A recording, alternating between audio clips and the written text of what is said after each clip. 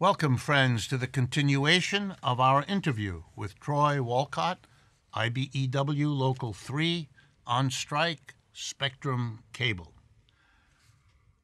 In our break, we were talking about something I want to hear you talk about a bit more. That the union's objective was not only, and is not only, to hold on to the benefits you struggled for years to acquire, but that you were also demanding, or in your proposal for a worker co-op to take over this, demanding something that would benefit all the workers there, union members and not. Could you tell us a little bit about that? Well, yeah, as we see it, it's not just about the union part of it. The union and the workers work side by side. Any benefit that we give sets the standard, and it's the reason why non-union people have to be able to keep the same things they have. Because when Spectrum came in, they automatically cut off the pension of all the non-union workers. They could just do that, They right? just did that because they didn't have a voice to fight for them. They had no contract to prevent it. Correct. All their voices got silenced. We felt for them, but, I mean, this is the thing. It has to be, union shouldn't be against the non-union, and we are all workers. Right. So something we introduced in the cooperative is to try to reinstate the pensions for the people who got lost it when they first came in. There's no reason they shouldn't have it. There's enough profit there to have it. The only thing was the greed of the company taken away from them.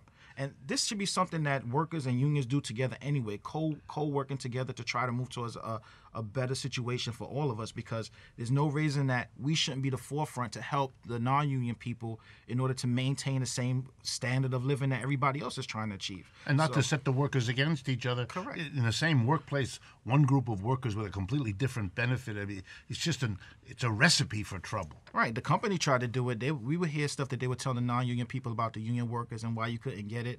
And they would tell it to us, and we know. So they try to pit us against each other. Right. But at the end of the day, once you see them coming and taking stuff away from you, you see who the real bad guy is. Yeah.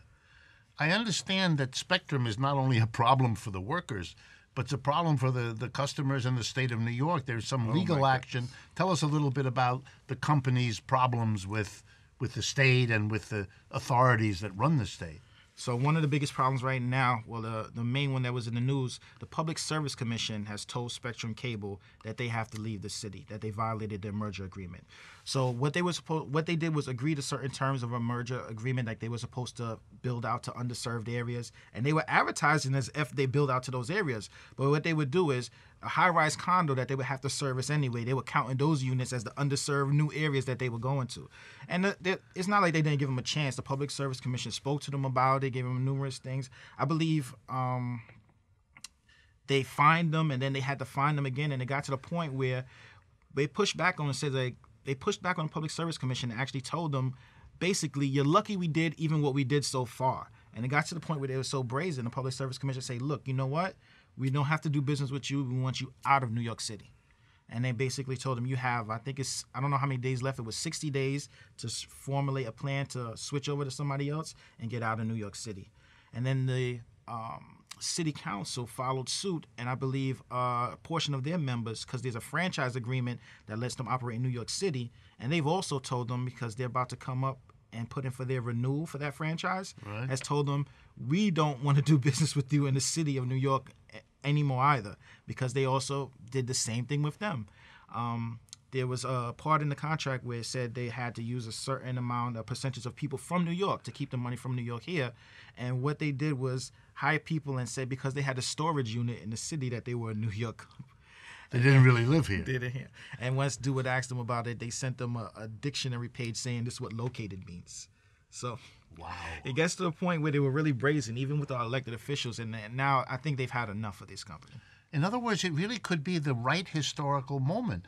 Spectrum forced out would be an opportunity to try this worker co-op, have the company run by some combination of the customers who live and depend on it with the workers who make the service. We could really do that now. And if the city would provide the funding to enable the workers and the community to buy and run this as a municipal worker-owned and operated entity, New York City would be a pioneer in a whole new way. A pioneer, and it would create an enormous amount of money and income for the city.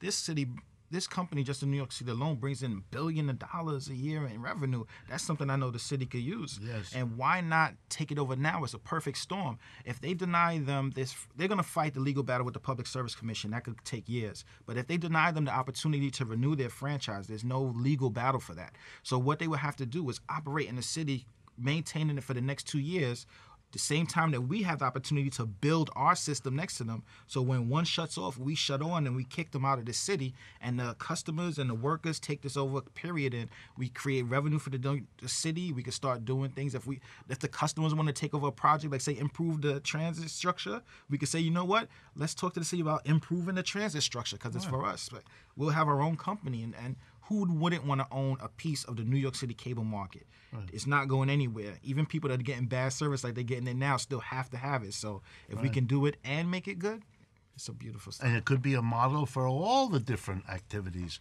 in the city. Well, it would be a pleasure. Just let me offer it right here on the air. It would be a pleasure to help mobilize, which I hereby volunteer to do, economists and accountants and lawyers. If you need help doing this, there are people out there who have the skills. I mean, it depends on the workers in the end, as so much does.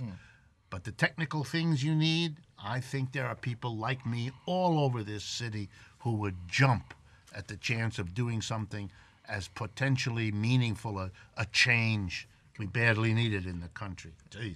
Definitely appreciate it because we've been getting contact from a lot of people that do cooperatives, and I've been hearing that sentiment on an ongoing basis now. And our biggest thing now is to try to push it out so the public knows exactly what's going on, because once we get the public participation and even the elected officials see that this is something the people want, it makes it much easier for us to put out. So now our biggest challenge is to get this out to the public, because kind of we have the secret for making lead to gold, but if nobody knows it's there, then it's going to waste. So we have to get people to know about it.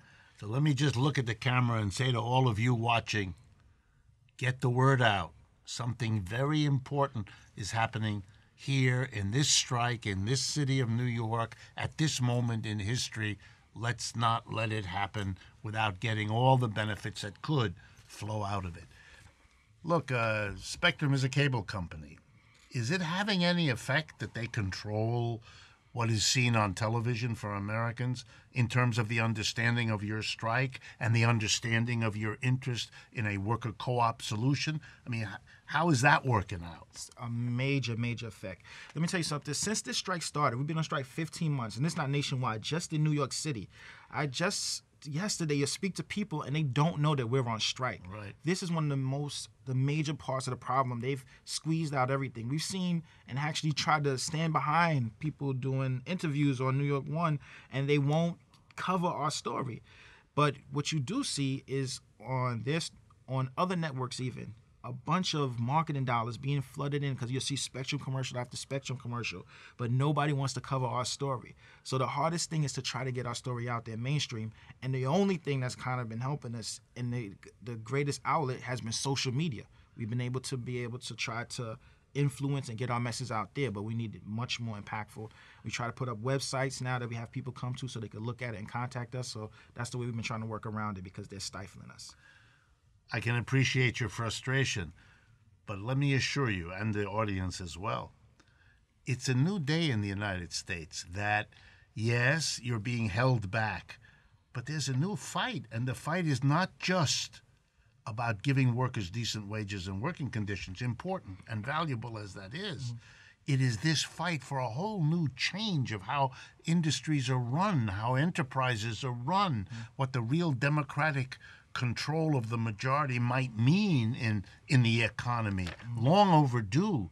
And yes, it's hard, and they'll try to stop it, but you're not going to stop this. This is part of where the world is going.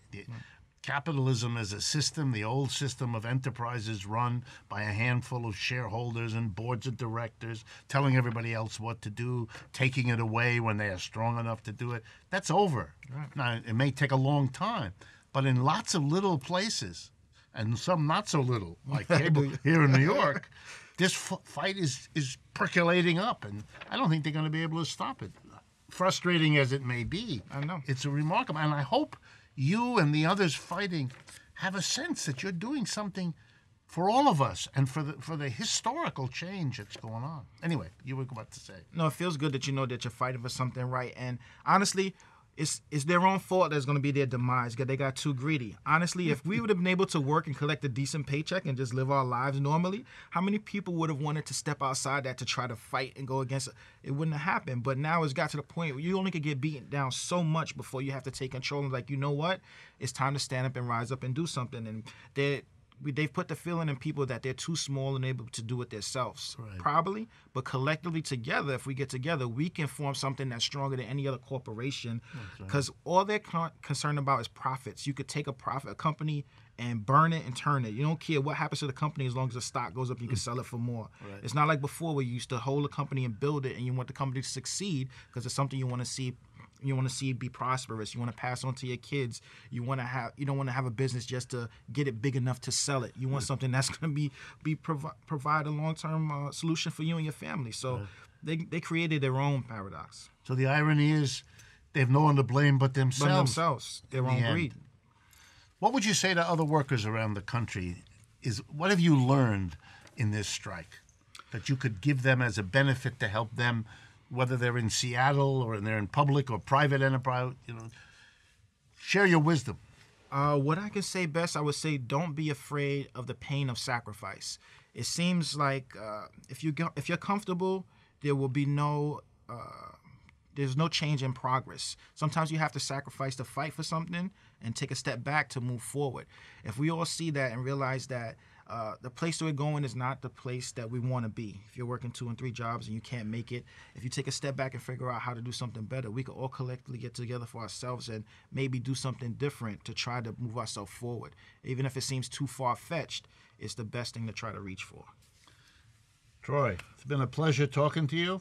And I think you. I say for many of the people watching and listening, we wish you every success imaginable.